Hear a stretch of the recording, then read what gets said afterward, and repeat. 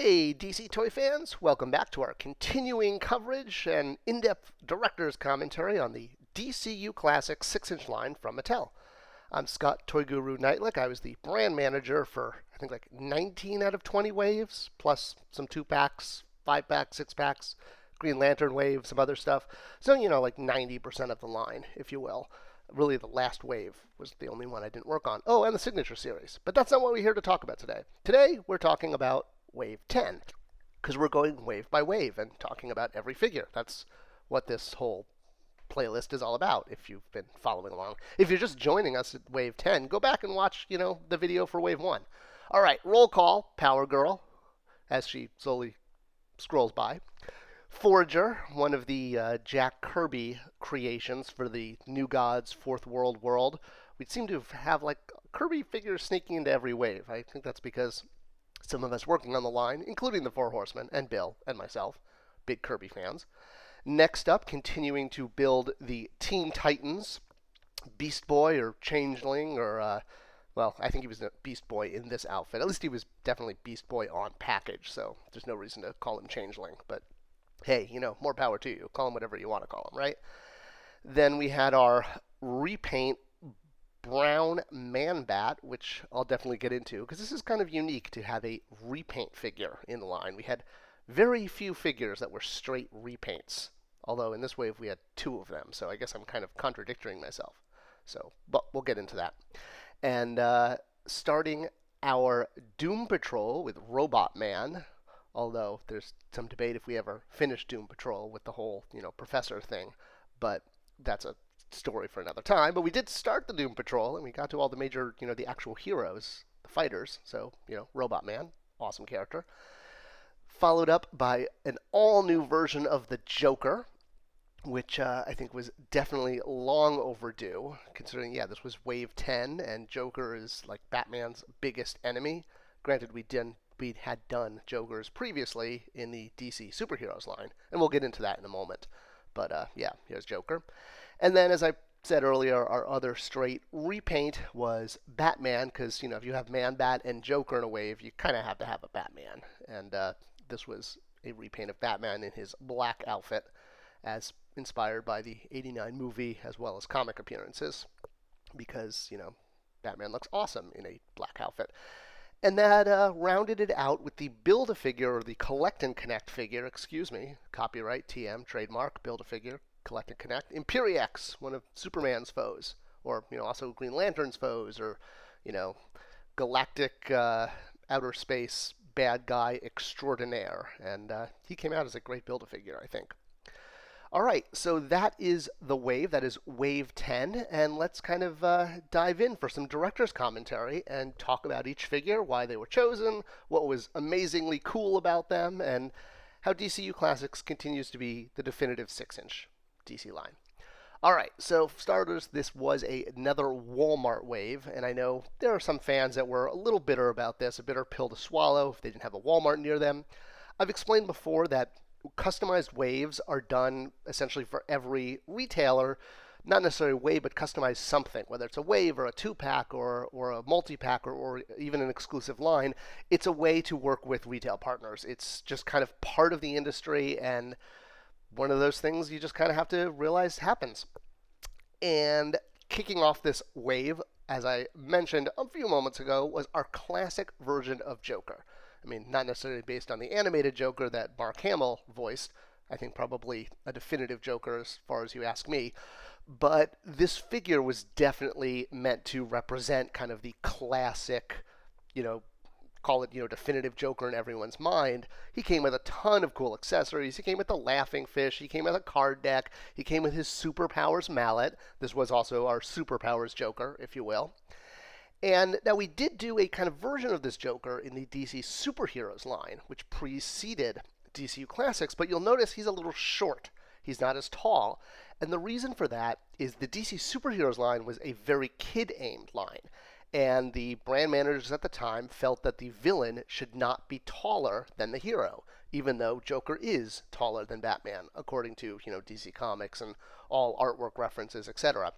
So this was our chance to kind of get a new crack at Joker, do a real definitive version of him, make him the correct height, because yes, some villains are bigger than heroes. I mean, heck, look at, all the Build-A-Figures, Solomon Grundy and Chemo and all that. So yeah, this was Joker at the correct height. Now, when we came out with Gentleman Ghost a few waves ago, a lot of fans were like, oh, you should think about repainting this as Joker. It'd be perfect. And Bill Beneke would kind of smile and be like, yeah, we did that on purpose. That was intentional. We even made the boutonniere removable as far as a tooled part so that we could swap it out with the daisy for the Joker. So this was always intentional from day one. All right. So moving along to our next character and another Bat villain, we have not Batman, but ManBat. And one of the very first straight repaints as a carded figure. We tried to avoid repaints as carded figures for the most part. But in this case, doing brown ManBat was one that kind of really worked as a repaint. ManBat has a long, that tool or that mold, that sculpt has a long history. It was originally created for the DC Superheroes line, the one that original Joker was from, the one that was a little short. And it appeared on card backs. It was shown at some conventions, but it never actually shipped. And because we had this sculpt done, it wound up getting released at San Diego Comic-Con in a white deco, white being sort of the other deco that ManBat is kind of acceptable in. I mean, this is not the toy. This is just another version of white ManBat to make that point. This is the actual Comic-Con version with the box and the lights and sounds. I did a whole video about why we went with a white ManBat instead of the brown one for Comic-Con. You can click on the link to see that. But he had been released in white, and fans really wanted his brown version because arguably brown is more popular. So basically, because this was a 100% tooled figure, it didn't share any parts. It was an amazing looking tool and figure, and we just felt, Bill and I were like, we try not to do repaints in the line, but this guy was just so amazing, and he'd only had limited release at Comic-Con and in an arguably less popular deco. So we kind of broke our own rules and said, you know what, we're going to release a straight redeco as a carded figure that comes with a Build-A-Figure piece. It may mean having to rebuy ManBat, but it's different enough, and again, it was wanted by the fans, and I think we made the right choice. We were hesitant. We definitely went back and forth about whether we should do this, whether a repaint figure.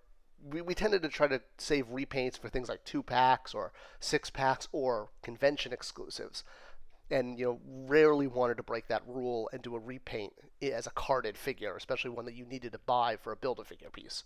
But ManBat worked. He was 100% tool, and he was amazing. He looked great in brown. So there you go. You guys got him. All right, and as I stumble on my own words talking about straight repaints, there was a second straight repaint in this wave, and that was Batman in his black outfit with the big yellow gold logo on his chest.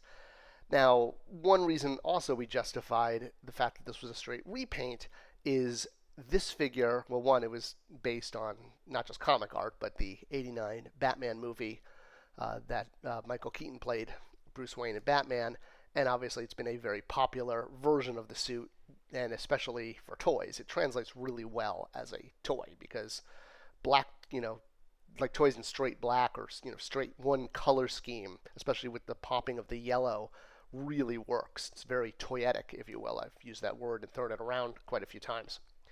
So while this is definitely an established look for Batman, and it's been released as many toys, doing him again as a repaint for DCU Classics was justified in the sense that he didn't come with a Build-A-Figure piece, and it made sense to have Batman in this wave because you had ManBat, you had Joker, and it was at Walmart. We wanted to also attract kids because while this is a collector line, the line, because it was at retail, did need to sell to kids and moms as well. And Batman is a #1 seller, and it just made sense to include a Batman in this wave.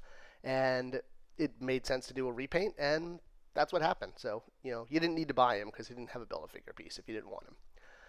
All right, next up, we continue to build our Teen Titans. So we'd already had Starfire, we'd already had Cyborg, and now here comes Beast Boy, a.k.a. Changeling, a.k.a.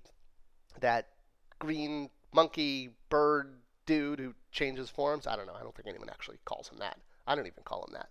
But, thanks to things like Teen Titan Go, he was extremely popular. He was a real breakout character on that show. He was, in many ways, kind of the comic relief. And, there were many versions of Beast Boy throughout the years, both animated and, comic book style, etc., etc. And in the end, we did go with the Teen Titan Go look, which is one of his classic looks, as opposed to the red outfit. And we very much wanted him to come with an animal form.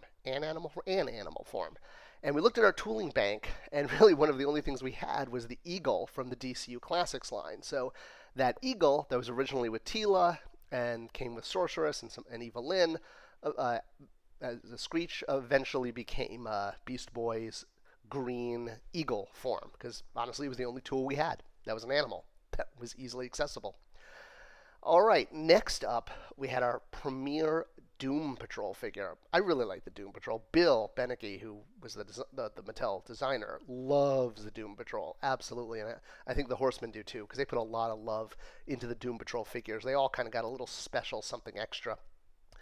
And, we were very determined that if you're going to start a team, you really need to finish. And I still, to this day, regret that we didn't get to their leader. Even though he's not really a superhero, the Professor still has... He's part of the Doom Patrol, I guess, if you will. And I regret that we never were able to get to him to really, truly finish the team. But we did get to, the superheroes of the team, if you will, the ones who actually did the fighting, as opposed to, the strategy and the planning. And Robotman came out really cool. And, leave it to Bill Beneke. He wanted to really push the envelope with the Doom Patrol and talk to the Horsemen about doing a removable skull cap so you could see his human brain inside the robot body. And come on, anytime you can, show off a brain inside of a figure. I remember Toy Biz did this with Deathlock in the original Marvel Superheroes line in the early 90s, and I thought that was amazing. Had nothing to do with this brain being shown, but I just love toys that you can pop off, part of the skull and see the brain, because it's just, come on. It's fun. It's a toy. That's what it's all about. All right, so Doom Patrol is now started, and, hopefully getting to the rest of the figures, which, we got to Elastigirl, and we got to, well, almost everybody. Next up, we had Bug, or Forager, our Jack Kirby figure of the wave. Yeah, you saw a lot of Jack Kirby figures. And a lot of this was because of Superpowers. I've mentioned how much Superpowers was an influence on DCU Classics. Now, Forager, a.k.a. Bug, did not have a figure in Superpowers. Obviously aware of that. But so many of the Fourth World figures did that it did feel natural to sort of keep expanding that corner, that aspect of the DC universe in DCU Classics. We'd done Forager in the JLU line. He had, a prominent role in the cartoon in a couple episodes. And, he makes a good toy. He's got a great look. He's, with the white, with the red or purplish limbs, shield, and that flat-topped head is just, I don't know, it's just awesome, especially with the eyes, with the goggles. It's, again, just very toyetic. He looks like an action figure, and not all superheroes look like an action figure. So I think that kind of helps propel characters like this to get a toy when just naturally their look, their color scheme, their design has that toyetic quality. And he came out great. I mean, you look at him and, he looks like a toy. He's awesome. I think he came out great, and the Four Horsemen did an awesome job on the head sculpt with that face, with the mask and the mouth. Really love him. All right, next up, PowerGirl, and won't beat around the bush here. PowerGirl has gigantic boobs, okay? She's got big boobs, and that's sort of part of who she is, and her costume definitely draws your attention to that with what I think they call the boob window, that big cutout circle. That's her iconic look. And when doing the figure, she definitely called for a unique upper torso. We couldn't just give her the standard torso. She needed, size double D boobs. And hey, like I said, I'm not going to beat around the bush on this one. Let's call it what it is. The issue, though, was she was shipping in a Walmart wave. And it didn't occur to me until very late in the game that by including PowerGirl in this wave, and that this wave was going to Walmart, that Walmart is definitely a conservative company, and we didn't want to offend them at all or their customers. And I worked very carefully with packaging, and we came up with this unique way of packing her out where you basically didn't see her boobs. They weren't as prominent by having her in this flying pose. This was very deliberate. Walmart is a retailer that doesn't carry Cosmo magazine because it finds it, the customers feel it's too sexy and too offensive. And honestly, we wanted to respect that. This wasn't our way of poking fun at anyone. It was our way of being humble and respecting the fact that Walmart, is a more conservative retailer and their customers are more conservative. So we were very careful with the pack out to make sure that she was packed out in a way that wasn't going to draw attention to her assets, shall we say. Now, we did re-release her in the 75th line, and when we got to re-release her for mass, for everybody, we gave her a nice pose where you could see her full figure and everything and all of her signature looks and her signature boob window, I guess they call it. So I was glad we got to re-release her for that reason. I mean, because you want to see the figure in the package. All right, last up we have Imperiex, who was our Build-A-Figure. I'm sorry, I keep saying that. Our Collect and Connect figure, TM and copyright. So Imperiex, he was big in the comics, and he was talked about in some of the animated series coming up that were in the works at the time. He's often kind of compared to Galactus, I think, in terms of just comic book universes. He's he's not like DC's Galactus, but he tends to get compared to him a lot. Probably just because he's like a big badass space dude. And again, much like Bug Forager, he looks like an evil guy action figure. I mean, he just has that look. And I mean, look at that face. The Horsemen just, again, blew it out of the water. They do an amazing job on the bad guys, especially. And especially when the bad guys have armor like this. And I think to this day, this is the only Imperiex action figure ever done. I mean, prove me wrong in the comments, and I'm sure somebody will. But I think this may be the only time he's ever been done as plastic. And I'm always proud of that, like when we did Commandy, which we'll get to. I love having, the first ever action figure of someone. Always an extra bonus, and it makes the whole wave just really stand out when you have unique characters. So that's it. That's DCU Classics Wave 10, the second Walmart wave, and some real heavy hitters there. You had Joker and Batman and ManBat and PowerGirl and Doom Patrol and Kirby and Teen Titans all over the DC map. Come back next time, and we'll keep going through wave by wave and exclusive by exclusive. Thanks for watching.